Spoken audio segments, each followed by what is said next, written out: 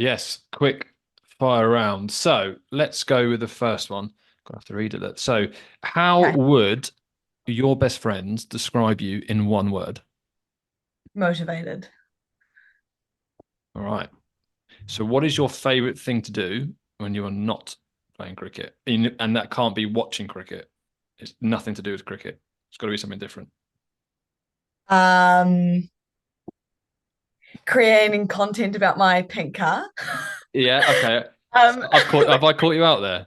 yeah, yeah. Oh, damn it. That's all right. I said drinking coffee. Yeah. And I also said hang out with family.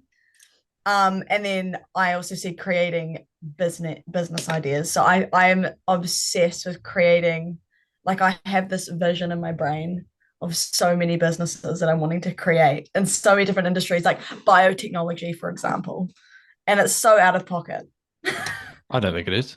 So, I'll tell you what, that'd be quite nice to share. So, when how do you come up with these? So, I'm very similar. I'll think of something and then Yeah, it'll be in my brain and I'll write it down and I'll yeah, obsess about it. yes, Then maybe yeah. it won't come off and maybe it would. But yeah, how do you come up with these ideas? Is it, yeah, tell us It's about that. so, oh, it's so at random. My brain is traveling at like, oh my gosh, oh, it's bad. And if I'm, especially when I'm on the way to cricket training, I know it's not cricket related, but on the way to cricket training, I will come up with an idea in my brain, and I'm just like, when I get to training, I have to write down on my notes on my phone just so that I can act on it when I get back home. And then I draw up like a plan on like the marketing plan and what the name's going to be and how I'm going to brand it and the advertising. Like it's a dangerous game. But I think I'm just really passionate about um business. Like I just think that's all it is. Yeah. Yeah. I think the problem is planning all this and actually doing it. Yeah. Yeah, absolutely. That's the thing. It is really difficult to work out. Oh, you're passionate about so many different things, and what is it that really means the world to you? And of course, that is cricket, but there are things outside of cricket too, Mm-hmm. right? Yes. Where does your creative flair come from? I will we'll touch on this later as to how Yeah. your personal brand is amazing and then what you're doing within cricket especially. But yeah, where does your creativity come from? Um, I would say it's a mixture of my mum and dad. So my dad is CEO of a was insurance company, but it's now called a membership based company, and he grew up in Delhi in India, and then went to Zambia in Africa, and then to New Zealand, and apparently, according to him, he went to Harvard Business School and stuff. So Oh, right, he's yeah, like the ultimate nerd, I would argue. yeah, So that's kind of where my drive in business comes from. I think I was never interested in it in high school. My mum is she was amazing at biology. So she never did uni, but she was biology in high school, and she would have continued with it into uni if she didn't have me, the miracle baby. So but cool. yeah, so my mum's been a stay-at-home mum 20 years and she's been my rock. So everything that I've learned over the years has come from her, whether it's my relationships, my friendships, everything. I've always gone to her and she's just been my rock. So Yeah, I that's almost good. wonder whether I have this formula of how I operate because of her, Yeah. which is great. Well, they say that you learn a lot of everything that you not everything, but there's so much that from your childhood that comes into later life. I know we were discussing before the recording about some things, and yeah, it's amazing how in later life you realize and you start seeing things that have kind of manifested from the relationships that you have, with your parents and those that are close to you. Yeah. Yeah. Right. Well, we're getting off piste here, so Yeah. let's get Whoops. on to. We're going to touch on this later. I'm sure there's some stuff Yeah. coming up. But so number three is what is your dream sporting event? Now that is to watch and then also to be part of. So I said watching the Formula One. I think the Formula One would be so awesome because of the people around me. You know, Mm. I just think it would be such a cool environment to be around. Apparently they're really hype And so, yeah. And I've also watched a lot recently over the past, I would say 6 months. So I'm only new into Formula One. And because of that, I've also said that I would be a Formula One driver. Like that would be awesome. Yeah, I'd agree. I love the spectacle of the F1. It just seems Yes. everything is just big, it's major, there's money, it's branding, it's Yeah. everything that, yeah, Yeah. no, I Completely love that. agree. Yeah. But I also see golf.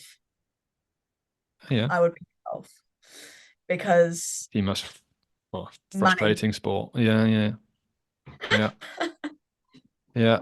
I mean, I always think something like golf and snooker, the hardest sports ever. Yes.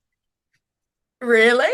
Well, in terms of precision, I think that's a bit of a claim, but in terms of precision, how difficult is it to hit a golf ball? I mean, for me Oh, it's personally, so hard. consistently, right? It's so hard. It's not even funny. Do you play golf? Yes, I play a bit.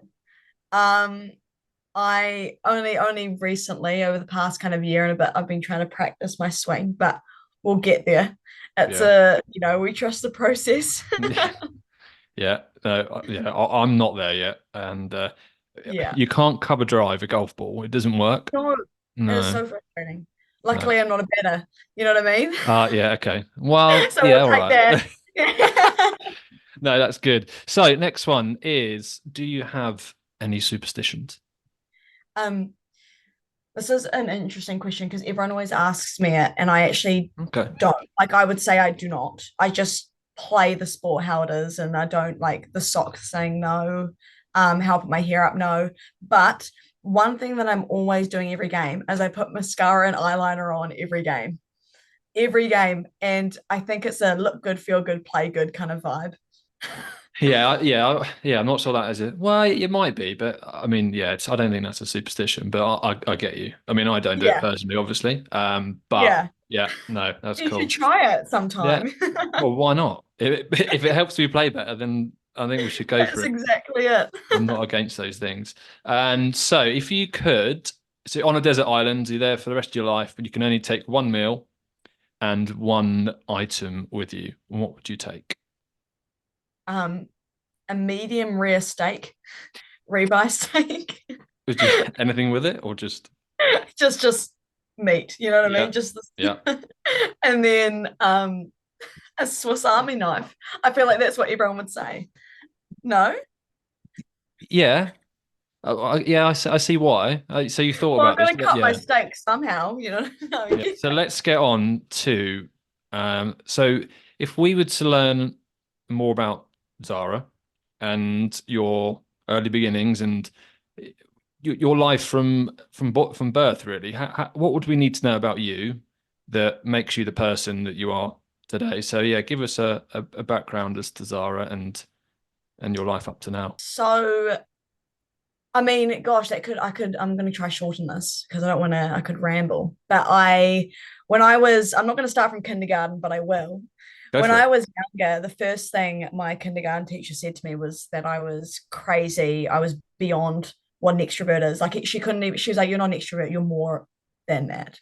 And I used to have these balls, like footballs and cricket balls, and I'd be kicking them up and down the drive.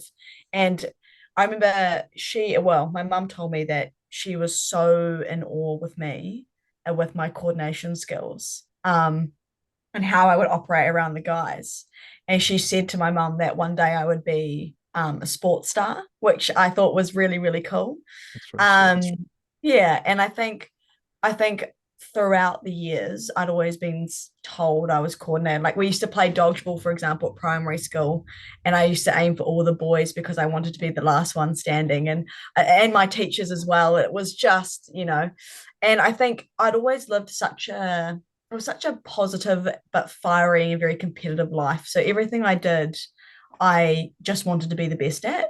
Um, and I might have done it in the wrong way. That's life. But Hmm. I think, Did it your way.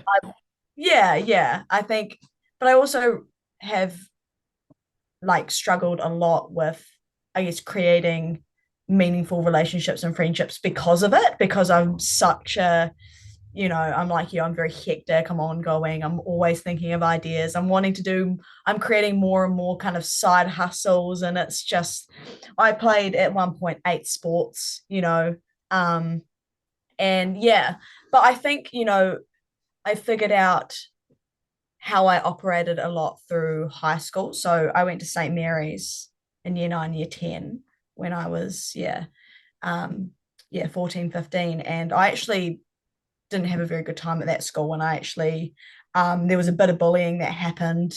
And the reality is, I was the bully and also getting bullied. That's just how it was. And I didn't really realize it at the time until I'd moved Okay. to Queen Margaret's, which was a private school. And it just was amazing for me. It was something I needed, and it just steered me in the right direction, I think. Was there anything in particular Um, that helped with that? So, there may be people listening that have gone through the same or are going through the same now and look up to someone like yourself. So with the bullying incident and you moving school, how was that and why was it such a good thing for you? um, yeah, look, I think, you know, as someone that's been bullied, it actually made me self reflect a lot about how I choose to be perceived by people. Yeah. And I think, as an extrovert, I think a lot of extroverts would probably agree with this, is that we're constantly questioning why people are always talking behind our backs and why people are talking about us in a certain way when we're just happy human beings, we're just loud. And it's not necessarily us trying to be egotistical or putting people down or lowering, I guess, their self-esteem. It's not the case at all. I just think we like to have a chat and we're just like outgoing. And so I guess for me, it was really important that I self-reflected in the right way, and that the master of all of it, to just eliminate that bullying aspect, was actually communicating with that person. Because the reality was is that those girls were going through things just as much as I was, and we're all human beings at the end of the day. There's a story that they've got, so have I. And I just found that going over to them and explaining my situation and apologizing for how I came across was really important to them, and it was of value to them.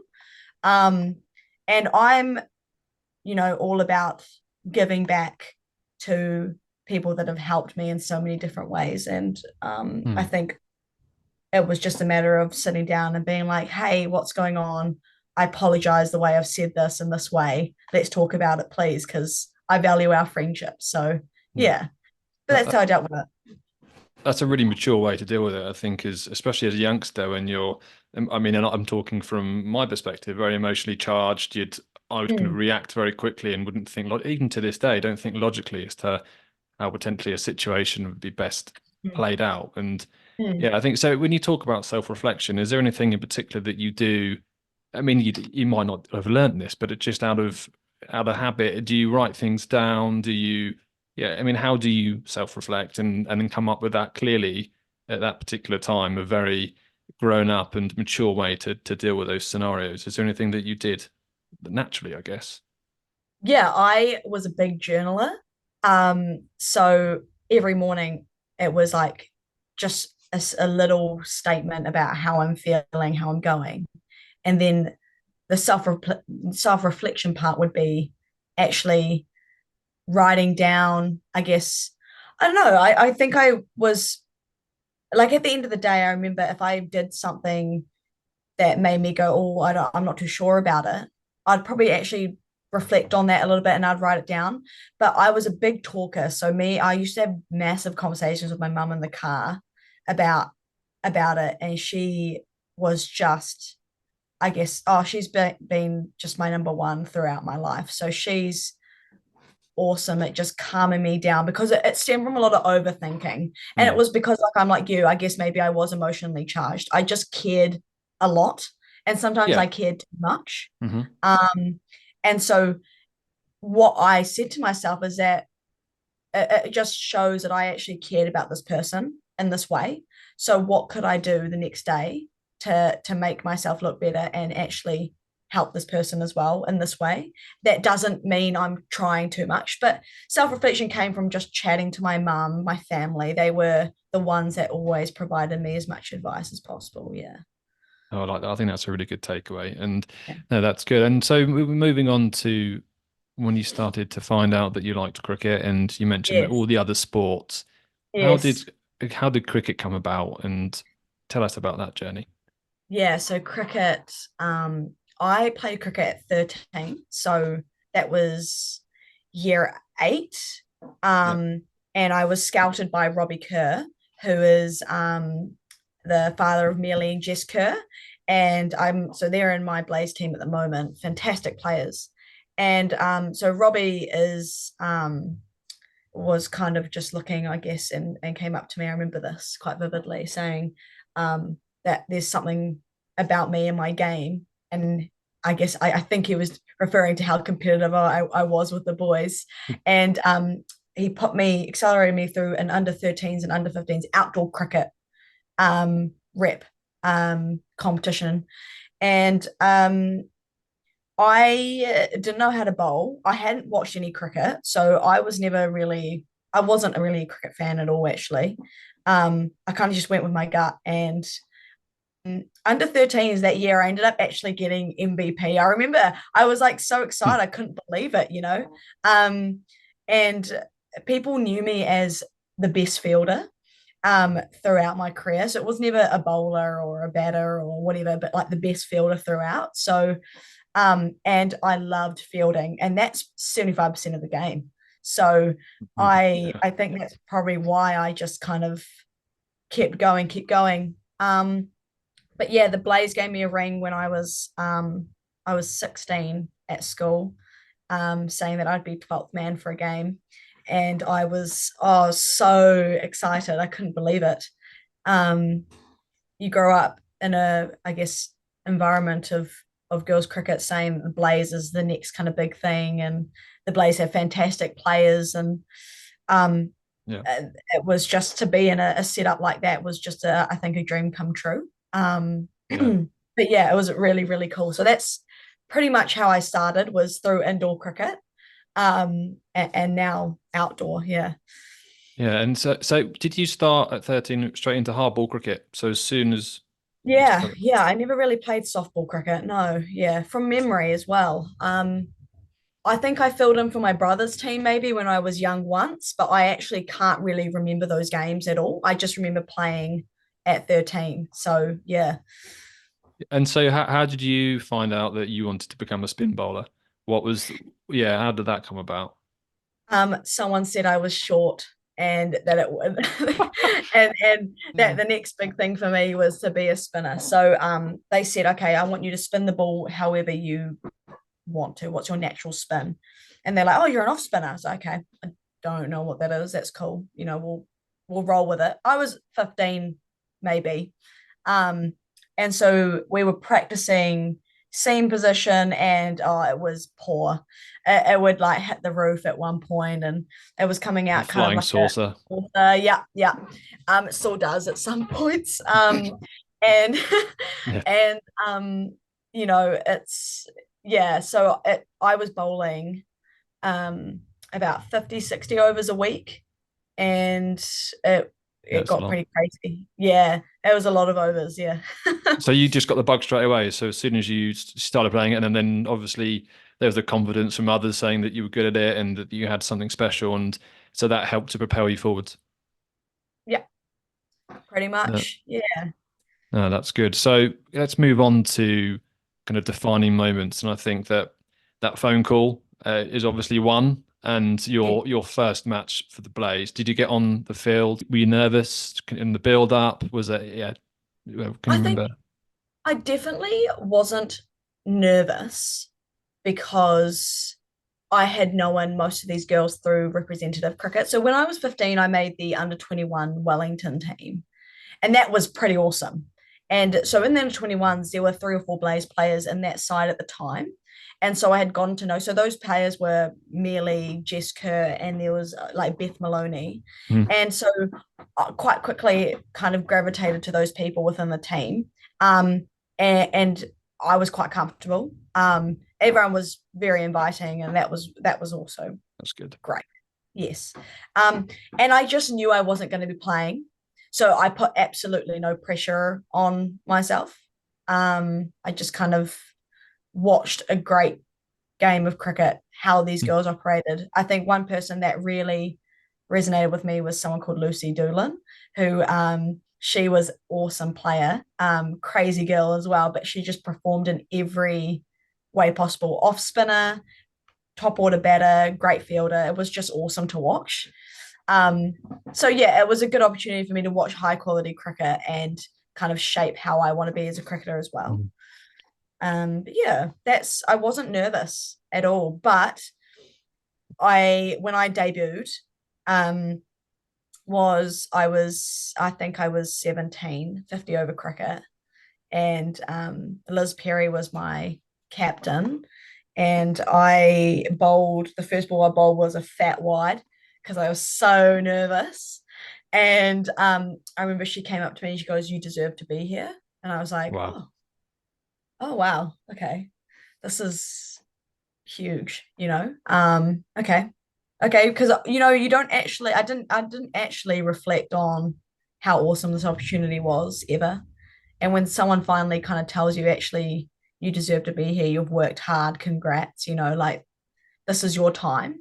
It's like, oh, okay. So I just trusted the process, trusted myself in that moment, and just bowled. I didn't get a wicket that day, but I definitely felt more comfortable knowing that I had my team that backed me. Yeah. Yeah. And I've written down here defining moments, and it sounds like just that comment, Yes. that wide ball. We've seen it a lot of time. The spinners, it can be really difficult to get it in the right areas, especially when nerves that have Yes. kicked in on your debut. Yes. So to have someone like that come up to you and say that, yeah, that's clearly Pretty a defining awesome. moment for you. Yeah, it is. Yeah. That's good. And so, kind of challenges faced then. Let's talk about. So, that's obviously a defining moment. There's going to be challenges throughout your career. I mean, every single day there's challenges. But yeah, talk to us about some of those major challenges that you look back at and you think that you really persevered and you got through, and there were really difficult times in cricket, for example. Have you got anything that really sticks out in your mind?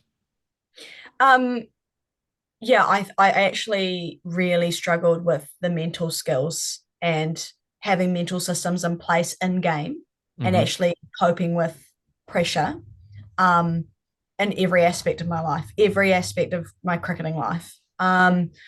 One of them would be it was crowd pressure. I when we at the Basin Reserve at one point we had thousands of people, which is awesome for women in sport, right? Amazing. And it was like a record high of people that were watching. And I was 17 for a T20 debut, and I was shaking. I had a panic attack. I was actually in a really bad state of mind. I hadn't understood at that moment how bad it was going to get if I hadn't dealt with it then and there. Hmm. I kind of just let it go. So I actually had a coach come sit me down and just say, look, Zara, I think you need to have systems in place for yourself mentally in game. This is what they look like. This is an example of an athlete that's done that. Here's the process and here's the pathway for that. And that was awesome. It was awful as well because it Hmm. puts you in it takes you for complete accountability for selfish play. You know what I mean? So an Yeah. example would be if I dropped a catch, I was crap the whole game. I don't talk to me. If you Right. talk to me, I'm in a dark place. Um, but now I drop a catch and I go, oh damn, that's not great. Oh well, okay, that's fine. I know that my body wasn't in the right position. I wasn't resetting. We move on. Hmm. Next time I'm catching it. Next time come at me, I'm ready. Um, Yeah. and the success rate to my mindset when I was in a dark place to now, has climbed massively purely because they had sports psychologists for me.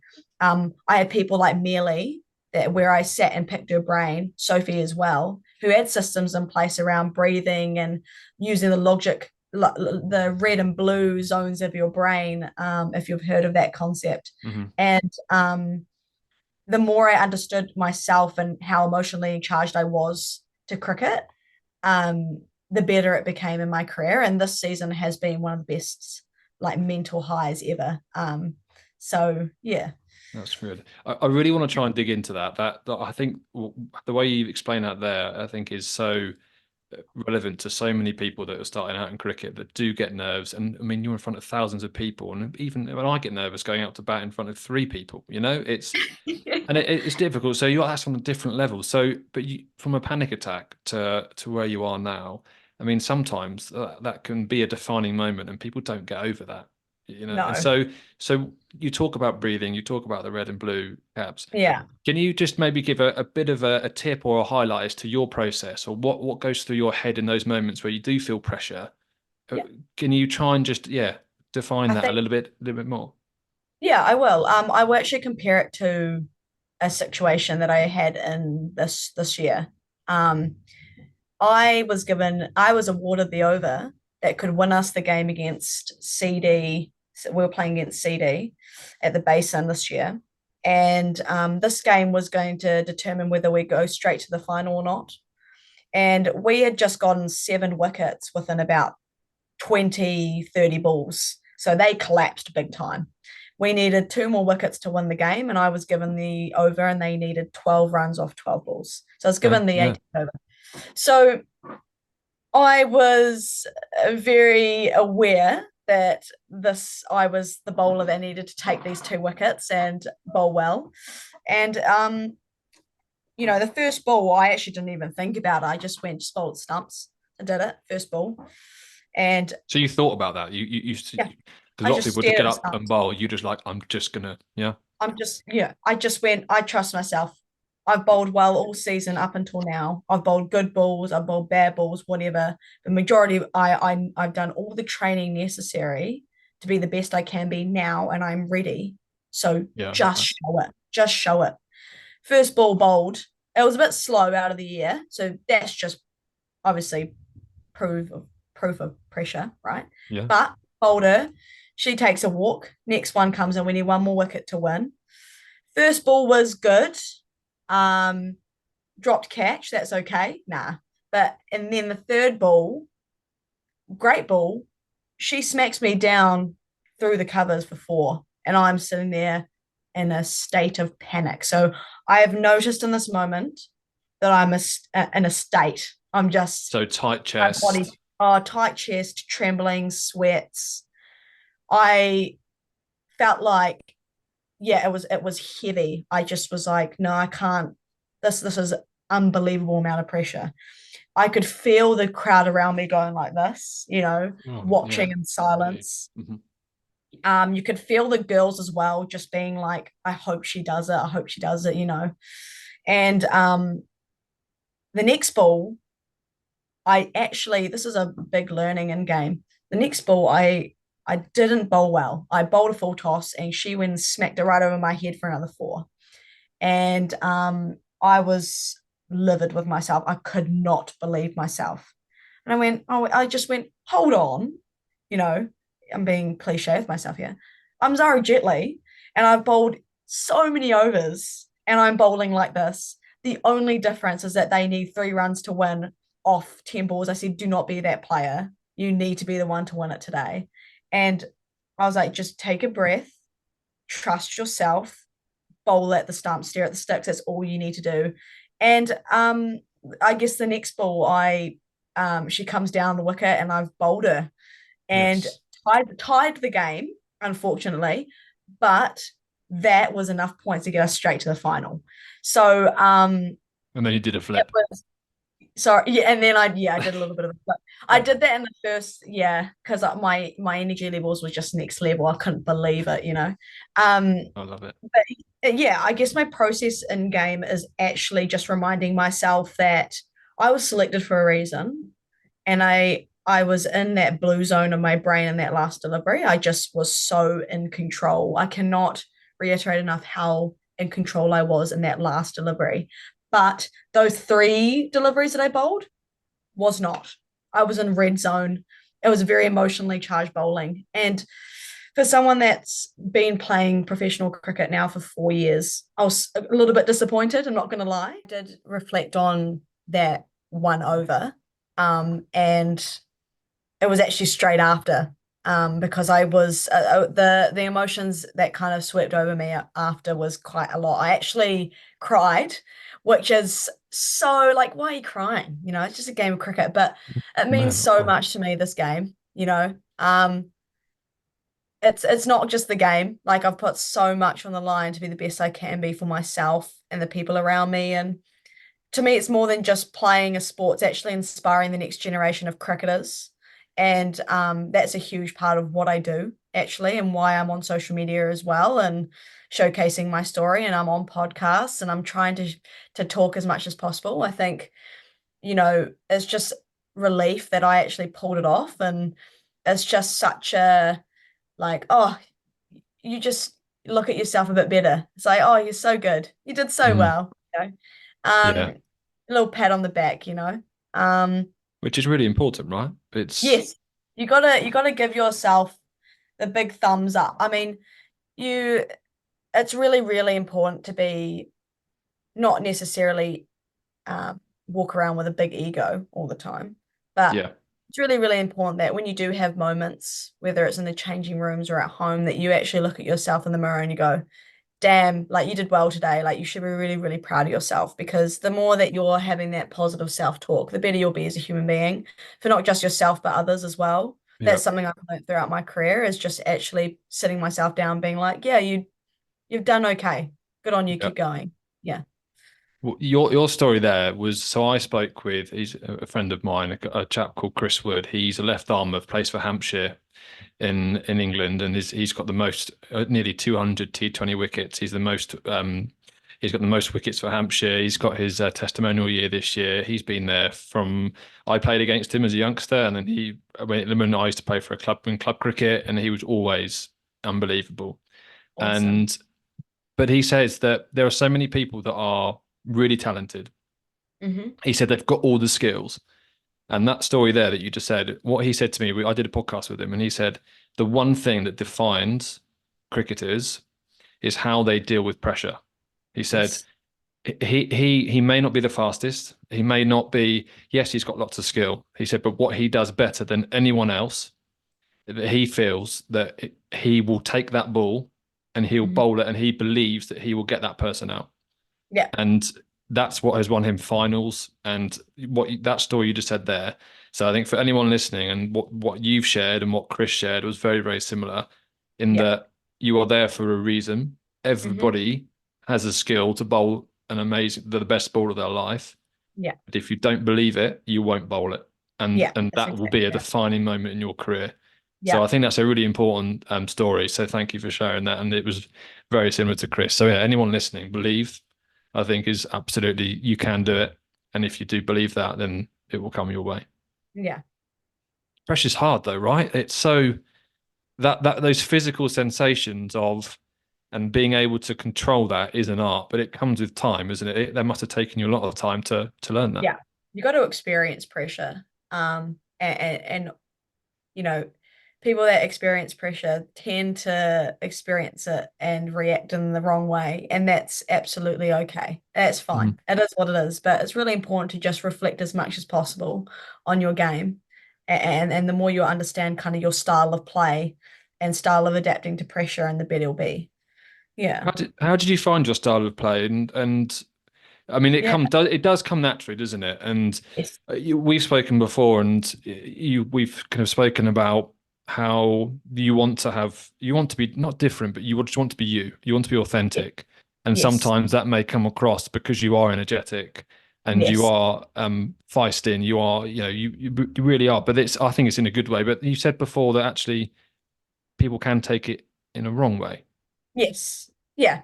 I think, yeah, my energy and my character, it can come across as quite unprofessional, like I'm just kind of taking the piss a little bit. Hmm. Which is really not the case. Oh my gosh, passionate about this game. I absolutely love it. You want to be authentic, you want to be you, but actually you feel Yes. sometimes people talk about that and behind your back and they'll say, well, Yeah. you In take the relation. piss or Yeah. whatever, when you know that you don't. So the haters, maybe, how do you deal with the haters? You posted something online the other day, which I thought was Yeah. great.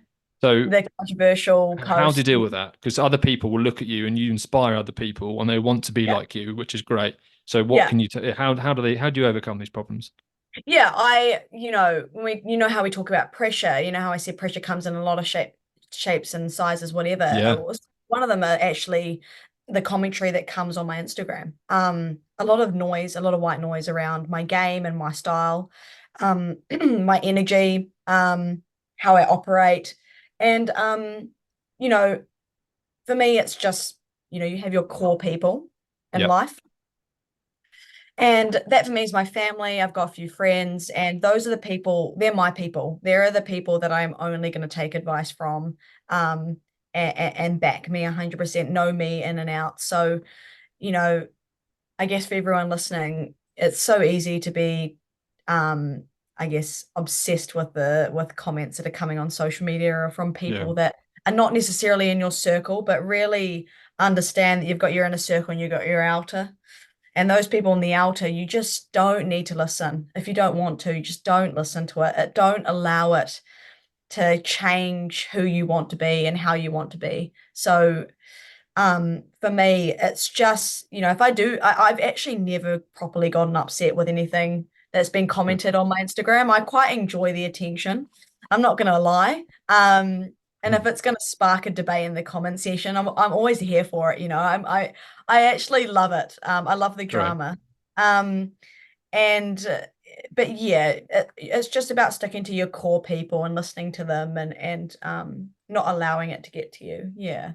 Yeah, no, it's good. And I think that cricket historically is a very traditional game. We're going to get on later around stereotypes and Yes. stuff, and that comes in many different shapes and sizes in cricket, doesn't Yes. it, Christ? So Yes. I think we'll get onto that in a little bit. So let's talk a little bit more about training. So we've actually covered off a lot around mindset, pressure, and that sort of thing, which is I think is 80-90% of a cricketer's game, isn't it? It's Yes. so train. But you mentioned actually you said something really good earlier that you backed yourself because you knew you put in the hard yards at training. And people go down to the nets, they'll go and have a smash, come back out, and then that's it. But the way that you play is basically is how you train, right? So what do you Yeah. do in training? Some people write, you said you journal, they write down goals. So tell me about your training processes. Do you have a process and what does that all look like? Yeah, so yeah, I set goals per series. In my like Super Smash, I set up goals around my training and preparation, and that would involve three batting sessions a week and three bowling sessions a week. And that excludes team trainings. So these are all trainings that I do on my own terms. I have a friend that is so passionate about the sport. He's a cricket nerd, we call it. And he's just been a part of that journey with me. And what happens, and we have constant conversations, me and him, about, goal setting each session. Recently, we I've been working on the basic principle of cricket, playing the ball under your eyes. And I'm not a big striker of the ball. For a lower order bat, I am not a big striker of the ball, and that's okay. So it's just Mhm. about understanding my style of batting and being able to hit the gaps. And I'm allowed to score runs on the ground and get fours. That's absolutely fine. I don't need to smash a six. That's absolutely okay. Because if I end up doing that, I end up losing my shape and losing track of how I am. And that's worse. So, for us, it's just about playing the ball under my eyes, hitting my gaps and setting scenarios for myself that are very I put myself under pressure in trainings. And I'll tell you, 75% of the time, I'm failing a lot in my training. And Join the it club. is awful. Yeah. I mean, I don't do it with my current bat, don't worry, but I used to smash my bat on the ground because I was so angry. I used to just, it was just go away. I used to throw it, I used to throw my gloves, smash my Yeah. helmet. I was just, and this was at training, it's so poor, but it Yeah. doesn't matter. It is what it is. It's a process, and the process can suck. Hmm. And the more we're going to fail, the better we're going to be. Um, Yeah. and I think it's actually, been a huge reflection in my performance as well and how I've trained this year and changing it as well. Mm. So yeah, and it's consistency, actually turning up. and feeling the energy and feeling the pressure in trainings and actually doing the work. We talk about studying for an exam. This is the exact same process. It may not feel like it, but we need to really switch our mindset as athletes in order to really learn and grow as players. Hmm. But again, the priority is that we're learning and growing in game opposed to in training, because you don't want to be the best net player. You want to be the best game player. Yeah. Yeah. Yeah, I know that. Yeah, that's for sure. So you've got a good, so that's really good. You've got a net buddy, and that is, I think, actually something that I struggle with, and maybe that's an excuse, but it's someone just to go down and that just wants to give you throwdowns as a batter Yeah. Yeah. that isn't about themselves. It takes time, right? So that's really great that you've managed to Yeah. create that close friendship and have someone to bounce off. So Yeah. you'll do your drills in the net, so underarm throws, feeds. Underarms. Yeah. Yeah.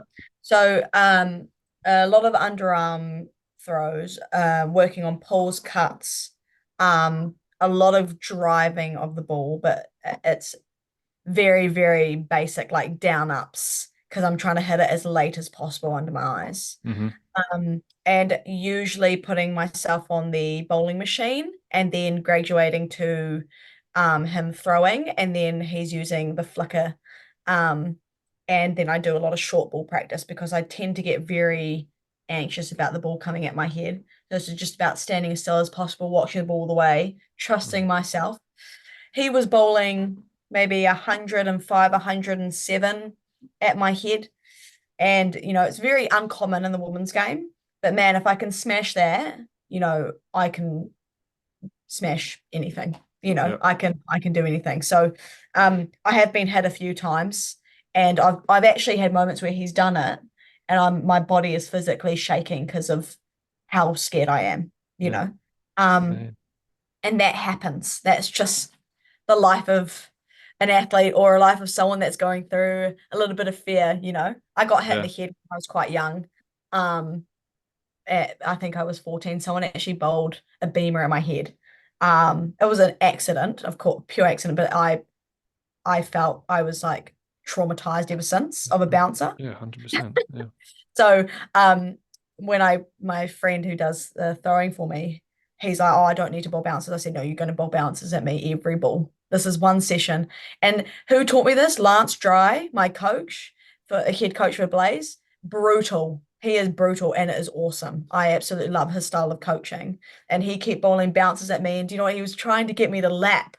He was trying to get me to lap these bouncers, and oh my gosh, I remember being so scared, but fantastic preparation coming into the next game. Yeah.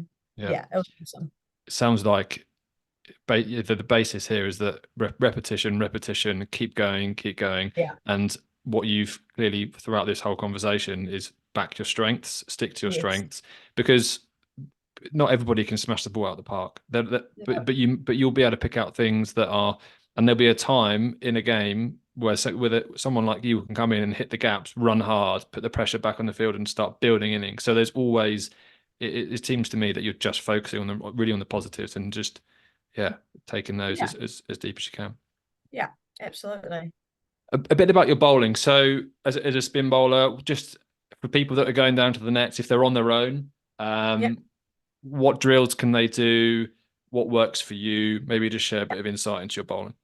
Yeah, yeah, that's cool. Yeah, so as an off spinner, I've been working a lot on my wrist position. So I have a lot of before bowling, I do a lot of wristy action where I'm literally just holding my hand under Yeah, my I've elbow seen and that. I'm just Yeah, bowling like this, yeah. And that is it's really important. That's warming up my wrist, but making sure that that seam position is just at a 45-degree, and we're wanting it perfect in the air. And that's just why going to build. why is that so important? Just and Um, it sounds simple, but maybe yeah. Why are they making you do that specifically for seam position? What does that give you? That if um, it was yeah yeah, more drift in the air for one when it comes out of the air. yeah More turn. It's going to hit the seam and actually turn. And I think it's about mastering your best ball, and that's your stock ball. Um, yeah if you don't master your stock ball, you're in a lot of trouble. You don't want to, like I said, your style of play, right? You don't want to go outside the scopes and be something you're not. Um, and as someone that's very hectic, I I was hate going it. to say, yeah, I stock ball, want to stock no. ball. Yeah, Again, this is a complete change of mindset. Me 2 years ago, leg spin. I remember telling my coach, I said, wouldn't it be crack up if I did 20 steps in game down, and I just went in bold pace and massive outswingers. And my coach just was like, shut up, Zara. Like, shut up, You just focus on your stop ball one at a time, deep breaths. That's all you need to do. If you can master that, then maybe we can look at graduating you. But I bet you bowl seam up in the nets though, right? yeah, I have, yeah, actually I did show a seam up delivery with only 5 steps back and some arm ball, and impressed. They were impressed. So watch out for next season. It's just going to be these hoopy outswingers. That's good. Um, but yeah, so it's just about mastering my stop ball, and that's why I really focus on its seam position. And again, I used to come out like this, and currently wrist is here. It needs to be here. It needs to be better, but it will come with time. It's a habit. Yeah. Yeah. That's good. I like it. Yeah. I had next to talk about mindset and mental toughness, and I think we've covered Yeah. that in quite a lot of Wherever. details, which we're going through. So team dynamics. Let's talk about.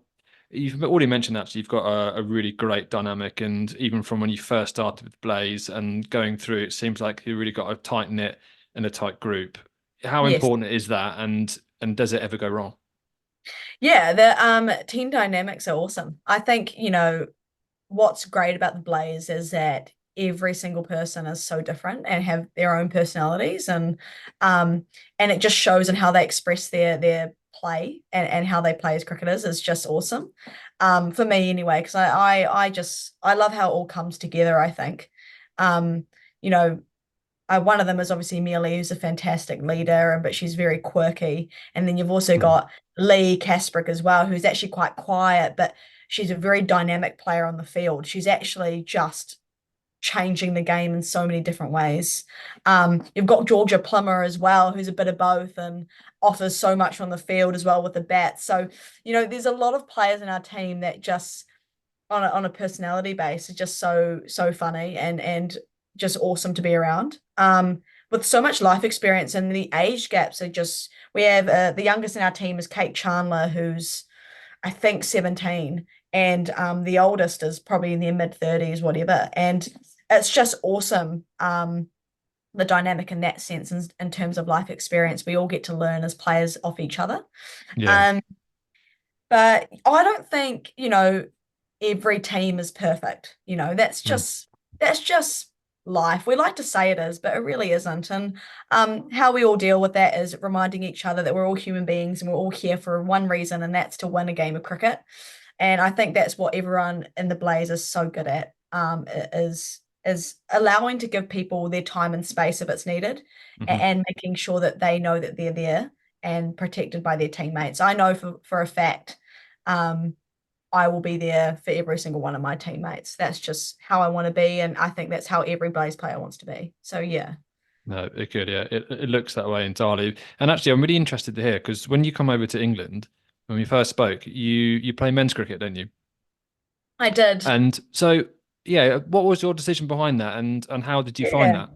Yeah, great question. Yeah, men's cricket. So that was challenging. That was hard. And the reason was because I knew it was going to be a challenge. The reason I did it is because, I mean, biologically they're a bit stronger than Hmm. us, and it's faster, and it's going to move a little bit more in the air. And I think, I'm such a big I just, you got to fight through your fears. I'm just such a big person on that. And it did make me so scared playing every game. And I just think, not scared, just nervous. But I think, over time, I just realized that I could actually deal with that pressure. And yeah, so yeah, I did it because I knew it was going to be challenging. And, if I want to get better, I've got to play as much cricket, whether it's men's or women's. Hmm. Um, but yes, men's predominantly because I knew it was going to be a little bit quicker, a little bit harder. And But yet you still smashed 100 yeah, towards the end yeah, of the season. I did get a century. How good. Yeah, technically I've been told by all the guys that technically I looked really good, blah blah, and I just wasn't scoring runs. So it was frustrating. So to finally score a century in the back end of the season was such a relief to know it's there. It just Mhm. reminds me that I can bat because it's, as we know, I'm number 19, 11 in the Blaze. So um men's cricket gave me the opportunity to bat in the top five actually Mhm. against, quality bowlers. So it's just a good it's just a nice reminder and it reassured me. Yeah. That was your first time playing in England?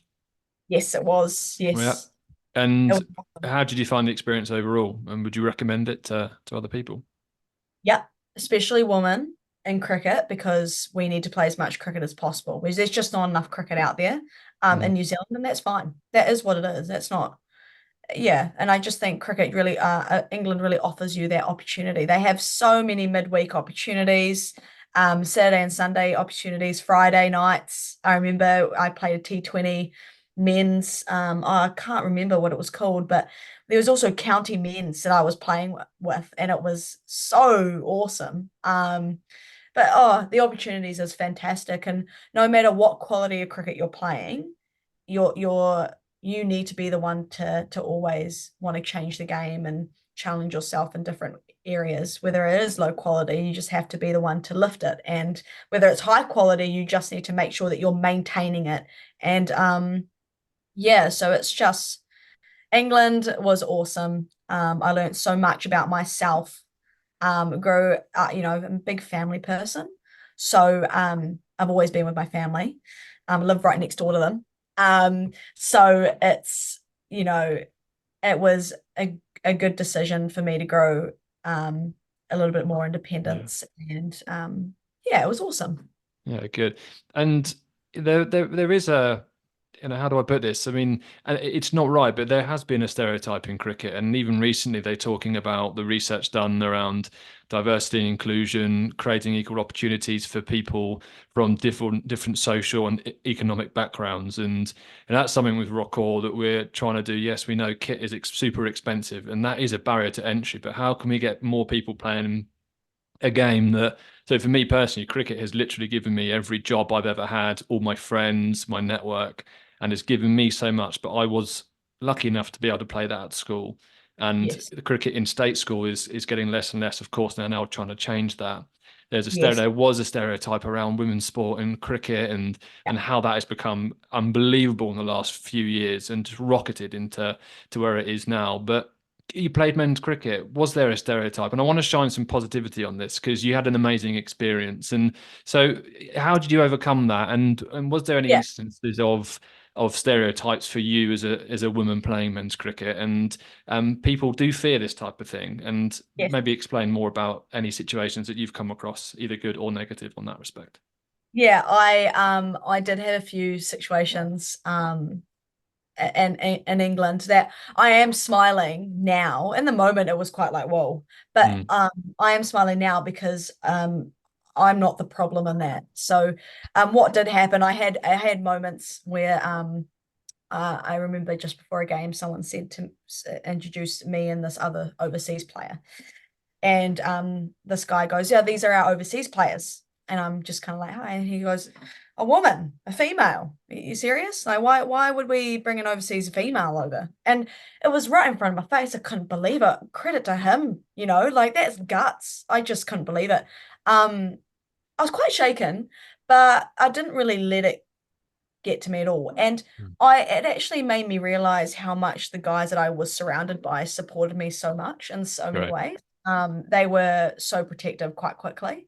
The guy actually naturally, I think, ended up getting kind of told to leave. I'm Yeah. not too sure when there was a conversation met, but how I just did not allow for it to get to me. I am, my intention is just to get better and better at the sport. I want to get stronger. I want to be able to hit bombs like the men's do. We all do, trust me. But it will come with time and it's growing so much. And Mhm. like you said, um, but yeah, I think for me and I think for a lot of women, it's just about focusing on your goal, and that's just to play every game as best. And if it doesn't go your way, it is what it is. Don't allow for anyone to make any comments. And upset you and put you Yeah. down And and your affect. proof is that. Yeah. I just don't allow for it. And again, that's not you, that's them. Yeah. There's something going on in their lives. It's not you, 100%. Yeah. you know. Yeah, Um, and it's not everyone, and unfortunately, negative stories sell, don't they? And I yeah, think, yeah, and that's you're doing such an amazing job to share your story and inspire other people, and which is amazing. And I think there's still a lot of work to be done. I think not just yeah, in from a gender perspective, but in terms of, as I mentioned, around the economic and making it more accessible to people. And so, yeah, what does the future look like for you then? I know that as cricket, obviously playing is huge for you, but you coach, you are yes, huge on social media and digital marketing and yes, business, and you want yes. more people playing cricket, right? Yeah, I do. I think talking about the economic side of cricket, I've noticed that, it can be a rich man and rich woman sport, it can be. Yep. The gear is Yeah. expensive, the fees to tournaments are expensive. It's hard, it's a really, really hard lifestyle to get involved. And it's actually really important that we get our athletes that are popular to really give back to those people because we are in such a privileged and fortunate position. I know for sure that I've created so many amazing networks, got so much amazing sponsors that are just on the exact same page with me in terms of giving back and creating a fandom. And I think it's just about, I've trying to start a coaching business called X Inspire at the moment. And one of my the business's purpose is actually to provide subsidized coaching opportunities from a professional player and high quality facilities within, I guess, their suburb or whatever. And I'm so passionate about giving talented kids the opportunity to play Mm. cricket with high quality coaches because even affording a coach is tough. Mhm. But yeah, I think it's really important that we have our athletes and everyone to really support the game for the younger generation as much as possible. And I think my social media is a huge kind of um, it's almost just a channel for I said to someone that my target audience is actually parents because when I'm posting videos I heard from some feedback that their parents give it to their 9-year-olds and they're like, oh my gosh, I watched her play Wow. at the basin and oh, she's so cool, I want to play cricket. That there I want to play cricket is like, yeah, I've won in life. Yeah. That's enough for me. Do you get a lot of people that reach out to you and say that you've inspired them? That must feel Yeah. amazing. Yeah, I have over the last year. There's been a huge amount of positive feedback around my social media and how it makes them feel. And someone did say, "Is it all fake?" So actually, no, I'm actually a genuine, very positive person. I have moments, is what it is. I'm a human being, but um, I love cricket and I love living. And I I think think that life is comes across. Yeah. yeah, I just think living is a gift if you make it. And I Mm. am, and I'm absolutely loving every aspect of it. So, yeah, a Yeah. lot of people come forward and said that, I want to play cricket. I had a message about asking for some tips that they think that I'm quirky because of my little hop and my run up and Mhm. I think it's about entertaining the game as much as possible and getting people to watch women's cricket to showcase we have skills, I think is really important. Yeah. And what are your goals for the next 2 to 3 years now that you play for New Zealand indoor? Yes. That is that in your sights? Is that obviously you know better than I do as to Yeah. your goals. So yeah, what have we got to look out for in the next 2 to 3 years for Xara Yeah. Jetly? I have a goal. I would love to be in the White Ferns in 3 to 5 years. That's everyone's kind of, if Of you're in the course. domestic competition, But if I'm to think short term, the NZA I think is a good start. And and it's just little performances within that setup, and the better I'll be there, I think the more chances. And um, you know, the more I have such a fight and fire in this game, I'm not going to stop no matter what. I'll be playing cricket till I can't. And I think I've recognized that if I don't become a white fern or if I don't make the NZAs, I'm so happy with how it's gone so far. This has Yeah. been such an awesome experience. I am, inevitably will be so proud of the decisions I made within the sport to go to England, to go travel and to meet amazing people and have sponsors that backed me. And yeah, and in 5 years' time, you're going to see the same person, hopefully with an international under a belt, but the same person that loves the sport is going to carry on inspiring the young generation and trying to perform in every way possible, whether that's on and off the field. Yeah.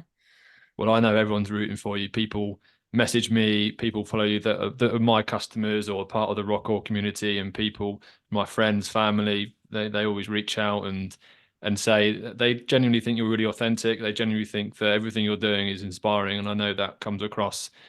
So yeah, we're absolutely backing you to go all the way. But we're going to finish off with just a few wrap up questions. Cool. And so the first one is, what is the best piece of advice you've ever received? So something that's stuck with you to Yeah. this day. Play men's cricket. Yeah. Yeah. And Love literally it. last year. Yeah, and you did it. Yeah, Yeah. And I went, okay, I'll do that's it. good. Yeah, I think you explained your reasons why on that as well. Yeah. Yeah. So looking back at you've actually, you've touched on this quite a lot in reflection, but looking back at your younger self, what is the one piece of advice? So it can't be play men's cricket. So looking back at Zara when she was 15, 16, what advice would you give her right now? Um, to keep expressing yourself, don't change how you want to be just because of what others are saying.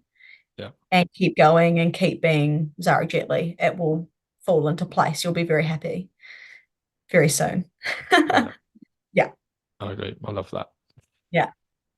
And last one is, what it can be anything. What do you Yeah. want to share? What message would you like to share with the world, your fans, listeners?